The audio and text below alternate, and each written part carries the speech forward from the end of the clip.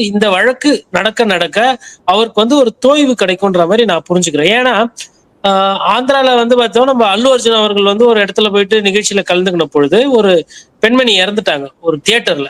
அப்போது அந்த கேஸ்ல கூட அவர் பேர்ல எஃப்ஐஆர் போட்டாங்க. அப்ப எஃப்ஐஆர் போட்டாங்க அப்படின்னும் பொழுது அதை விசாரிச்சாங்க. ஆனா இங்க வந்து இந்த நொடி வரலும் ஆமா 2 நாள் வச்சிருந்தாங்க. இங்க வந்து பாத்தீங்கன்னா விஜய் அவர்களை கைதோ இல்ல விஜய் மீது எஃப்ஐஆரோ எதுவுமே பதியப்படல. அப்ப அது பதியப்படும் போது அது அரசியல் ரீதியா என்ன தாக்கத்தை உருவாக்குதுன்றத பார்க்கணும்.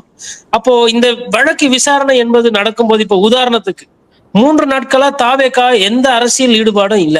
காரணம் ஆதவ அர்ஜுன், நிர்மல்குமார், அதுக்கப்புறம் புஷி ஆனந்த் கட்சியினுடைய முக்கிய தலைவர்கள் 3 பேரும் டெல்லியில விசாரணை வலயத்துல இருக்கிறாங்க. அப்ப அடிக்கடி விசாரணை கோர்ட்டுக்கு வாங்க, சிபிஐ ஆபீஸ் வாங்க, சிபிஐ ஆபீஸ் வாங்க, கோர்ட்டுக்கு வாங்க அப்படின்னு இது போகுமானால் அவங்க வந்து கள அரசியல் பண்ணுவாங்களா இல்ல விசாரணைக்கு அவங்களை உட்படுத்திக் கொள்வாங்க. இதெல்லாம் வந்து நேரம் வந்து விரயமா அதிகமா ஆகும். இன்னொன்னு கூட்டணி என்பது